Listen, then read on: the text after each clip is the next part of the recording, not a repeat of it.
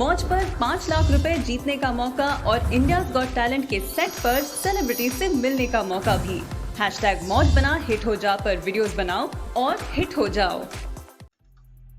नमस्कार, one India Hindi में आपका स्वागत है। मैं हूं शिखा धूरिया। उत्तर प्रदेश में विधानसभा चुनाव के बाद अब विधानसभा परिषद के चुनाव होने जा रहे हैं। विधान परिषद की 36 सीटों के लिए नामांकन शुरू हो चुका है। 9 अप्रैल को चुनाव होगा और 12 अप्रैल को नतीजे घोषित किए जाएंगे। आइए अब आपको अपनी इस रिपोर्ट में बताते हैं कि आखिर विधान परिषद का चुनाव विधानसभा चुनाव से कैसे अलग है और ये चुनाव कैसे होता है। सबसे पहले तो आपको बता दें कि विधान परिषद स्थायी सदन होता है, यानी कि इसे भंग नहीं किया जा सकता। एमएलए का फुल फॉर्म होता है मेंबर ऑफ लेजिस्लेटिव असेंबली, वहीं एमएलसी की फुल फॉर्म है member of legislative council. MLA किसी राज्य की विधानसभा का सदस्य होता है, तो वहीं एमएलसी किसी राज्य के विधान परिषद का सदस्य होता है। एमएलए चुने जाने के लिए न्यूनतम उम्र 25 साल होती है, जबकि एमएलसी चुने जाने की न्यूनतम उम्र 30 साल होती है। एमएलए का निर्वाचन सीधे तौर पर जनता करती है, जबकि एमएलसी का चुनाव अप्रत्यक्ष होता है।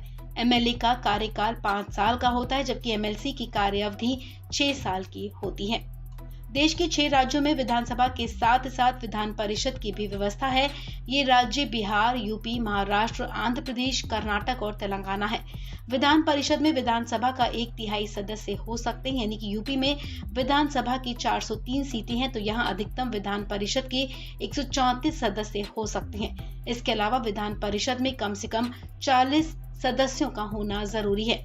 विधान परिषद का चुनाव लड़ने की न्यूनतम उम्र 30 साल है और इसका कार्यकाल 6 साल के लिए होता है। इस चुनाव में जनता वोट नहीं करती है, बल्कि जनता के जन प्रतिनिधि इसमें वोट करते हैं। विधान परिषद के 1/3 सदस्यों को नगर निगम, नगर पालिका, जिला पंचायत और क्षेत्र पंचायत के सदस्य चुनते हैं। इसके अलावा 1/3 सदस्यों को विधायक चुनते हैं। इसके बाद बाकी के सदस्यों को राज्यपाल मनोनीत करते हैं। उदाहरण के तौर पर उत्तर प्रदेश के 100 विधान परिषद सदस्यों में से 38 सदस्यों के चुनाव में विधायक हिस्सा लेते हैं।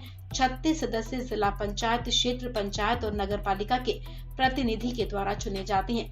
8 शिक्षक और रजिस्टर्ड ग्रेजुएट चुनते हैं। इसके अलावा 10 सदस्यों को राज्यपाल मनोनीत करते हैं।